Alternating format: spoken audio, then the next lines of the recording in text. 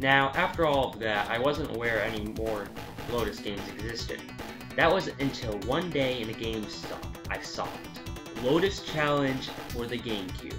I was overjoyed. I couldn't wait to get home and play this. I also wondered why I hadn't heard of it sooner. I'll tell you why. This game is fucking terrible. Why is it so bad? Well, let's start off with the controls. If you open the instruction booklet, it describes the revolutionary steering control. Lotus Challenge features a new and revolutionary steering control. When you have mastered the basic driving skills, take your driving experience to a new level with circular steering using this control stick. Take advantage of the full range of circular movement to give you a much finer control over your vehicle. This method of steering takes a while to get used to, but once you've mastered it, you will wonder how you ever managed without it. God! Tell me, what the hell was going through their heads? Hey guys, let's think of the dumbest control scheme imaginable and then brag about it. God. So yeah, you have to turn the analog stick in circles in either a clockwise manner or counterclockwise manner in order to go left or right. Thankfully, there is an option to use standard control. However, it doesn't work. If you want a good example of unresponsive controls, look no further. Controlling this game is like taming a wild turkey on crack raised by chimpanzees on steroids being led by... It's nearly impossible.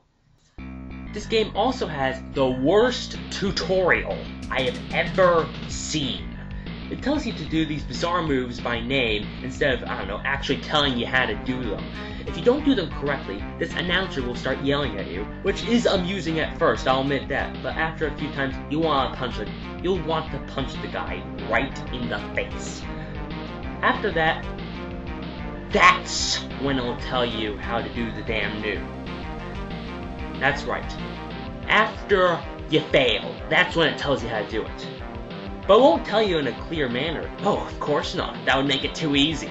The descriptions are actually very cryptic and give you a very superficial understanding of how it freaking works. You're probably wondering why I couldn't get this information from the freaking instruction manual. Well, that's because the descriptions in the manual are even worse. No, you can't skip the damn thing and get to the racing either. After that nightmare, you'll get to the first race, and it's pretty standard aside from the horrible controls. Then, after that, you'll have to deliver a package before the plane lifts off or something stupid like that. So basically, here you have to get to a certain goal before the time runs out, and finally, the game starts to remind me of the original Lotus games. That's when I started to think that this game wouldn't be so bad. After I beat that stage, I was expecting another race. I didn't get that. Another beat the clock stage then? No. Take a guess. Take a good fucking guess and attempt to figure out what came next. You really wanna know? You really wanna know? I'll tell you. I don't think you wanna know. It's a fucking soccer game.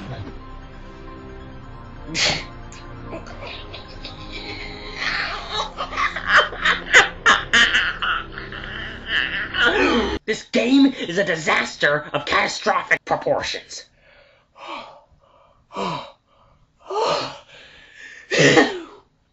After Lotus Challenge for the GameCube, I lost hope trying to find the next great Lotus game.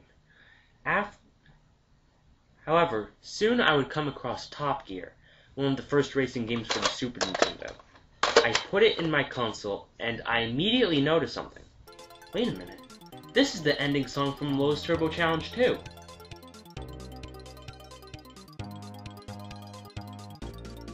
Holy crap, this game is by Gremlin Graphics!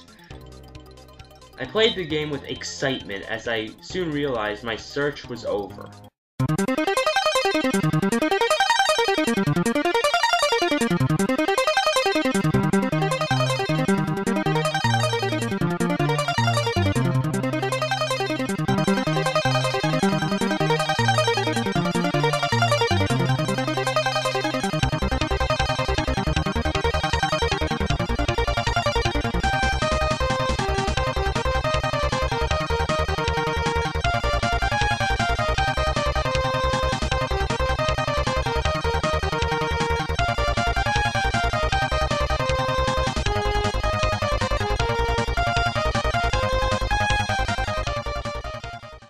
This game is to Lotus Turbo Challenge as what Lair is to Rogue Squadron.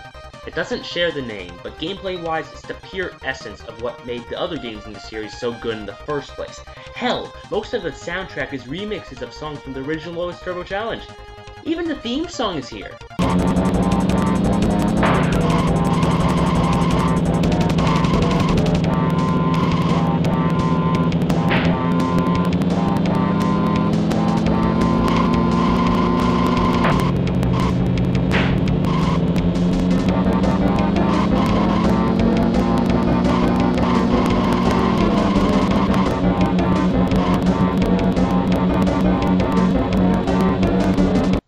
Not to mention what they did to track 3.